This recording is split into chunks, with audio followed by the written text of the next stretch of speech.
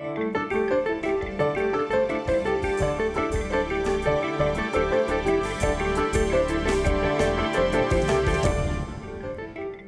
I'm Hazem Seeker. This is Counting the Cost on Al Jazeera, your weekly look at the world of business and finance. This week, Australia. Its economy has seen nearly a quarter century of growth, mostly thanks to Chinese appetite for its vast mineral resources. We'll look at how that relationship is changing. Also this week, how old do you have to be before you stop working? If you're Greek, you'll have to work until 67. And this month, young Germans were told they may have to work until they're 69. We'll gauge the state of the pensions industry. Plus, holiday hotspots no more. Find out which tourism-dependent economies are losing out in 2016 and which are struggling with too many tourists.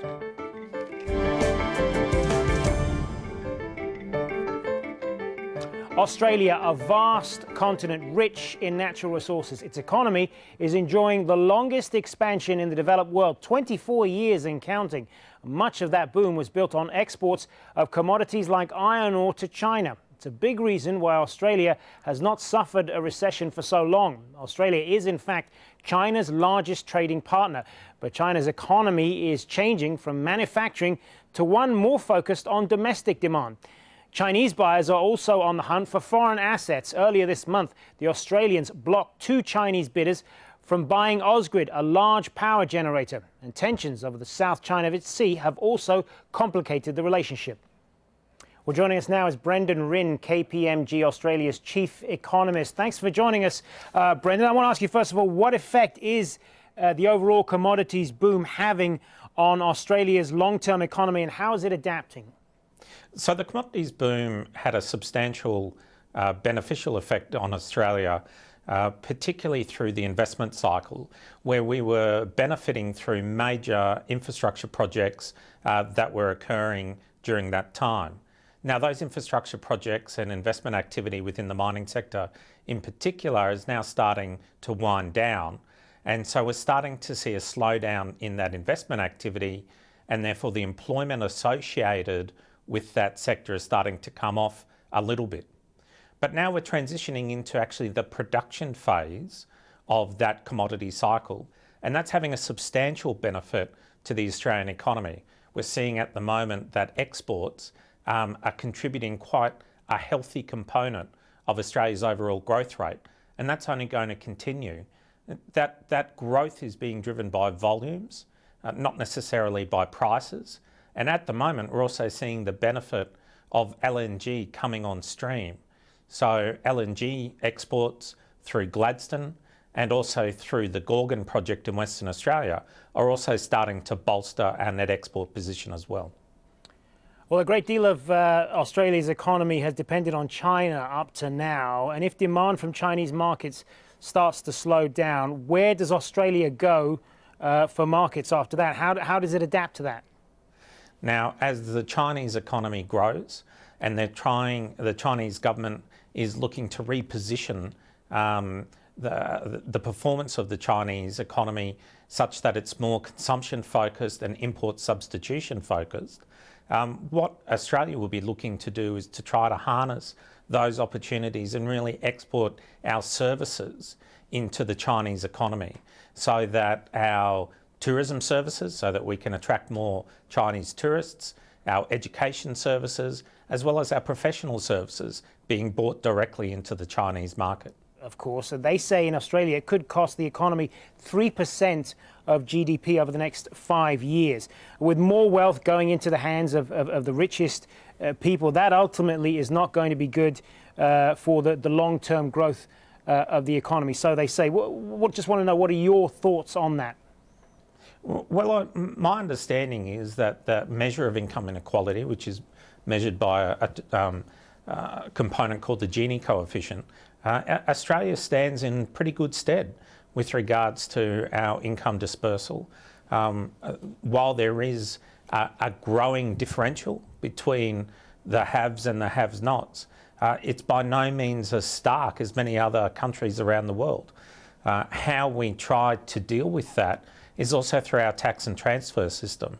And so our high marginal tax rates, which target the top income earners, our top income earners, which are 3% of the population, pay about 15% of total taxes in Australia. Those taxes are then transferred into those in society that need some additional help through our welfare system and our health and education systems. And so while income inequality might be increasing, the way that government deals with that through the tax and transfer system is also helping to ameliorate some of those concerns. Further away from Australia, the state of the European economy, obviously they're going through some problems right now, but what does that mean for Australia if global investors start to lose confidence in Europe because of Brexit and the knock-on effect of that? What implications is that going to have for Australia? Well, interestingly that you ask us that, because we've just completed some research looking at that, and what we found was that certainly a loss of confidence and a slowdown or a winding down of activity within Europe will affect the globe, and Australia won't be immune to that outcome. But one of the areas where Australia is relatively better positioned compared to many other countries is that our cash rate, our official interest rate run by the Reserve Bank, has still got a bit of headroom in it compared to economies like the US and also Europe, which has got a zero bank rate at the moment. So our capacity to deal with any shock that's coming through Europe is in fact reasonably well placed by our ability to deal with monetary policy and injections through the government as well. Brendan Rinn, thanks for talking to us. Thank you very much. It was a pleasure. Well, as we've just been discussing, Australia's mining and resources sectors have propped up the country's economy for the last few decades, but it used to rely on sheep for much of its first 175 years. Yara Boo-Melhem reports now from New South Wales on how the sheep and wool industry is making a comeback. Land. Australia has a lot of it. But for young farmers like Tom Roberts, getting into the agriculture industry is a challenge. The 30-year-old hasn't been born into family property, so he's entered into a joint venture to pursue his passion, sheep farming. The cost for a young person to start up, to get equipment, to buy livestock and then to buy the land are just out of reach. So hence why you're starting to see some of these more creative type share models. I don't find it hard work because I love it and enjoy it. Roberts is showing us around the Yuwara farm, a 3,000-acre property that holds more than 9,000 sheep. It belongs to John Bestwick, whose family has run livestock here for almost 100 years. Roberts began managing the farm earlier this year in exchange for putting some of his own sheep on the property. I believe the sheep industry is profitable if it's done right and on the right scales, but the current prices are certainly helping, and the outlook looks good. And fortunately, the seasons it's a good time to get into it. Before Australia had the mining and resources sector, it had these. Sheep farming and wool growing had been a major part of its economy up until the 1980s. Australia is known for its high-quality merino wool, but it's producing about only half of what it once did 25 years ago. Now, increasing demand is seeing stronger prices for the country's wool growers. China is a major buyer of Australian wool, as well as European countries who are interested in the finer varieties. Agents say sales are being helped by a low Australian dollar and the use of natural fibre for a more diverse range of products. The surge has come over the last couple of years as production has diminished. Now wool's going into more everyday products and casual wear, sportswear, active wear, which is becoming such a big market for wool. Tom Roberts says it will be difficult to stay in the industry if the market dips. But so long as sheep farming remains profitable, Roberts says he's committed to staying the course. Still ahead on Counting the Cost. Amanda Gallagher on Miami Beach, where we'll be examining how officials are tackling the first cases of Zika in the continental United States, how it's affecting the economy and what lessons could be learned. But first, Japan has one of the highest number of elderly citizens in the world. That poses huge challenges for the government and its economy. But some companies have already taken matters into their own hands and opted for high-tech solutions. Have a look at this from Sahel Ramen in Nara, southern Honshu. Japan's older community know how to keep active. Even in retirement, they're always on the move. This logistics company employs more than 700 across its sites. Some of its workers, like 57-year-old Kenji Takemura, have a tough job. He's been working here for more than 34 years. Loading and unloading, carrying and bending from containers like these can take its toll. Since 2014, the company has invested in this exoskeleton.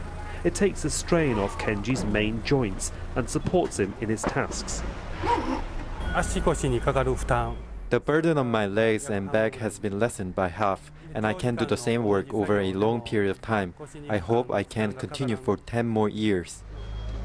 That's what the government would like to see, people working beyond retirement age. The findings of the recent national census suggest Japan's population will fall dramatically over the next few decades. With an aging population and fewer young people to replace them, some academics think finding a fit and capable workforce will become an issue. So we will have a shortage of workforce in the future, and robotics could help us. And I think that the migration policy won't help to replace the shortening of the labor force. So the robotics may be the one way to accommodate that shortage. And it's companies like this that are spearheading research. Exoskeletons like this are not a new invention, but it may be the first time that older people are being considered as the principal users for doing the everyday jobs such as bending, lifting and carrying. The cost of these projects is a secret, but the results are being tested publicly. This robot can, in theory, lift a person of over 89 kilograms. This prototype is being marketed for those who have to walk long distances, those that work in the countryside or in hilly areas such as forestry workers. It's all about maintaining stamina and strength as well as supporting the body's joints.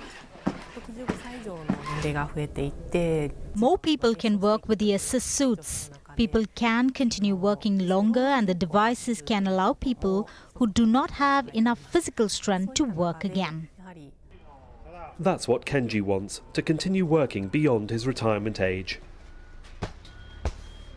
Now, Finland makes its population work to 68 before being able to claim a state pension.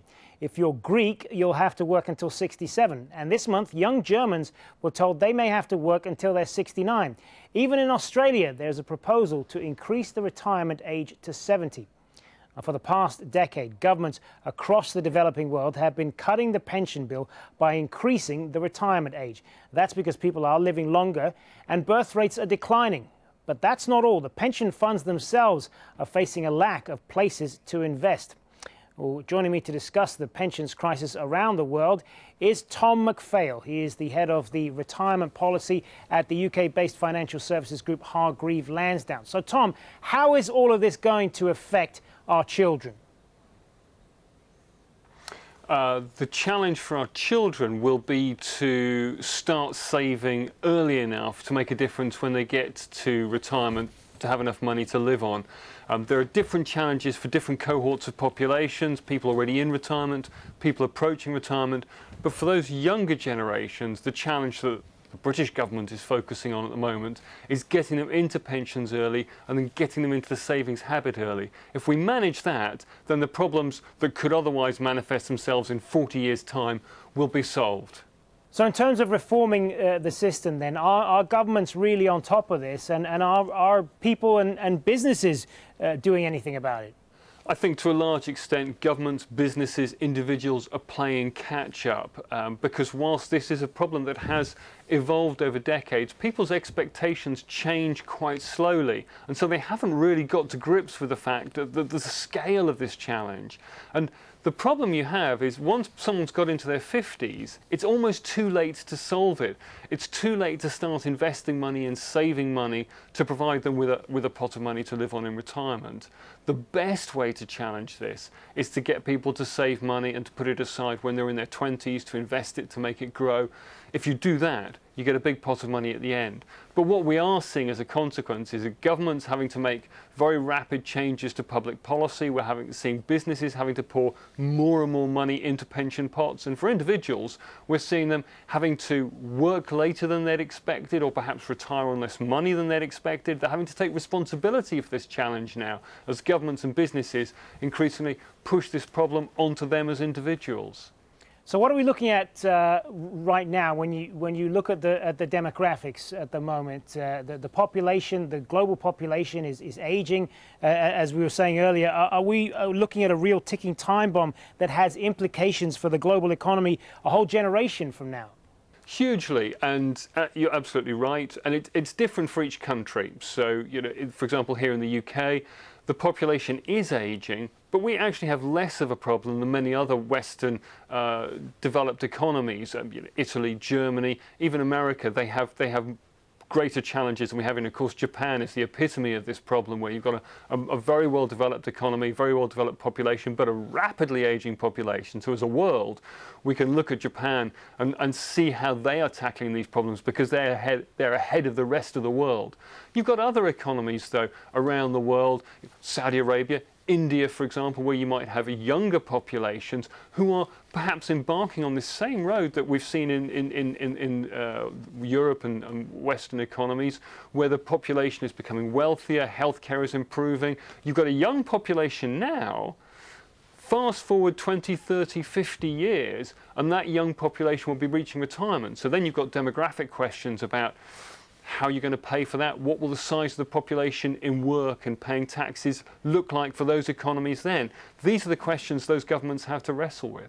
Tom McPhail, thanks for being with us. Thank you. Egypt's tourism industry is in crisis. The number of foreign tourists fell 46.5% year on year in the first quarter of 2016.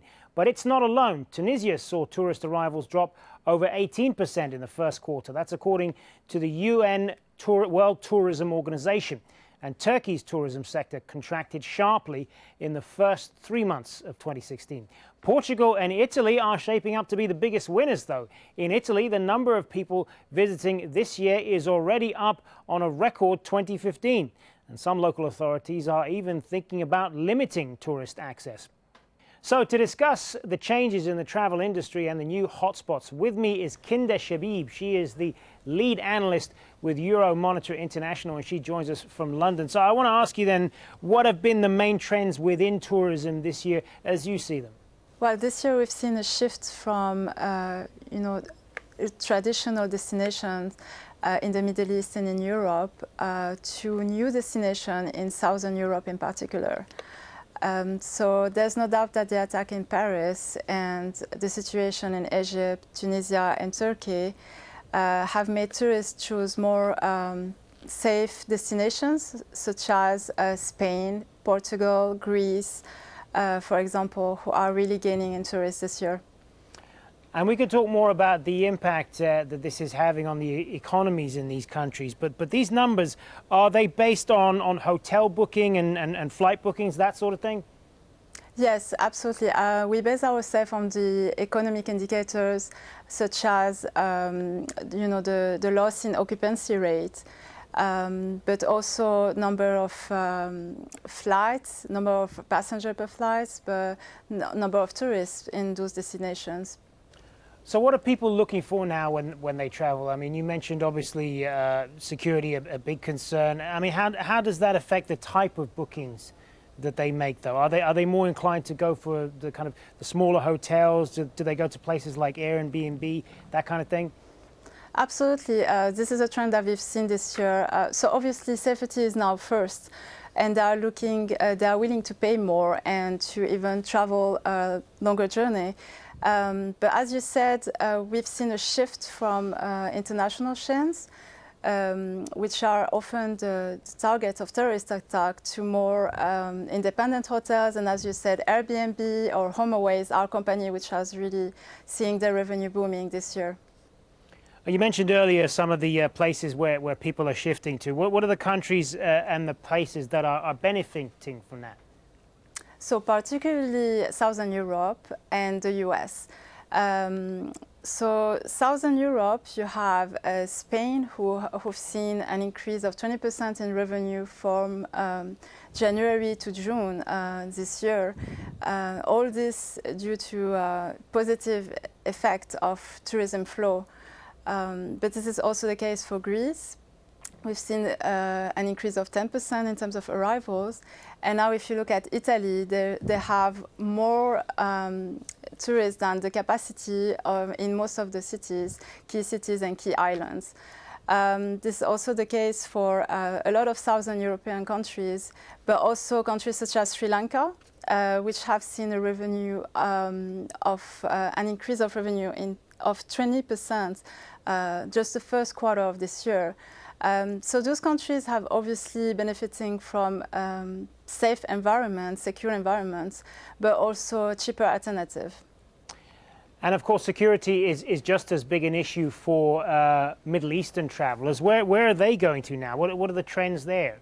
Yes, so previously, Gulf countries and Middle Eastern travelers were going easily to Lebanon, Syria, which offer, a perfect weather and cheaper alternatives.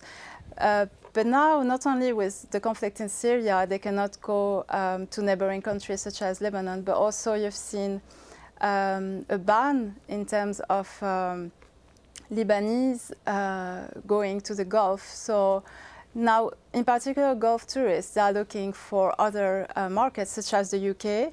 London this year has been, we've seen a record in terms of Gulf tourists because the country, in particular London, offer, a facility adaptable to the Middle East culture. You have district now in London offering shops with staff speaking Arabic and a lot of Middle Eastern restaurants. So this is what the Gulf countries are looking, but also luxury stores, So they are rather avoiding destinations such as Paris, where they used to go. They used to be basically divided between France and Italy and the UK, but now the UK is really having most of the flow. Kinder Shabib, thanks very much for being with us. Well, let's end this week's show on Miami Beach, a major tourist hub, but it's also where the first cases of Zika were reported within the continental United States. Andy Gallagher reports on how the city's dealing with the outbreak. It's been more than 2 weeks since the first cases of Zika were reported here in Miami, and the city's reacted with a robust program of spraying and laying mosquito traps. So guys, just make sure we do our part, make sure there's no standing bodies of water around the building. But for those in the Wynwood neighborhood where the first cases were reported, the effect has been devastating. Business is down by at least 70%, with many blaming sensational media coverage. My business is down a lot. I understand that people do have concerns when the media blows something up to this extreme. But I've handled it in every way that I possibly can by trying to make light of the situation and really trying to educate my staff. A second outbreak in the popular tourist destination of Miami Beach hasn't helped the situation. The Center for Disease Control and Prevention has now advised pregnant women to avoid the area. But whilst the streets of Wynwood are mostly quiet, tourists appear to be flocking to the beach. So no worries from you either? No, no worries. Why not? I just think that in the news they exaggerate a bit, so I feel like we'll take that chance. We like coming to Miami, so. So you both feel pretty safe? Yeah. Yeah, for the most part, yeah. And people are walking around here like it's not a big deal. So. The authorities here have pulled out all the stops to prevent the spread of Zika in South Florida, but health officials are already saying it's a matter of time before it spreads to other southern US states. The lessons learned here then and how it's being dealt with are being watched closely by the rest of the country. So I think we're likely to see small outbreaks in other parts of the country. Disease expert Justin Stoller says the US is more than capable of coping with mosquito-borne diseases, but only if politicians who are squabbling over funding take decisive action. The politics really are unnecessary in terms of releasing funding and enabling mosquito control districts and public health professionals to do their jobs. That's really the key message, and that's what other mosquito control districts can take away from this. Miami is a gateway between North and South America. It's always been a high-risk area, but officials say that for those who are not planning to get pregnant or are carrying a child, the risks remain low. Zika has been linked with birth defects, and a handful of US babies have already been born with complications caused by the virus. And whilst more Zika outbreaks seem inevitable, the authorities here and beyond are confident they can cope. And that is our show for this week. But there's more for you online at aljazeera.com/CTC. That'll take you straight to our page, which has individual reports, links, and entire episodes for you to catch up on. You can also get in touch with us by tweeting me at Hazem Sika, and do use the hashtag AJCTC when you do, or drop us an email. countingthecost@aljazeera.net is our address. Now that is it for this edition of Counting the Cost. I'm Hazem Sika from the whole team. Thanks for joining us. The news on Al Jazeera is next.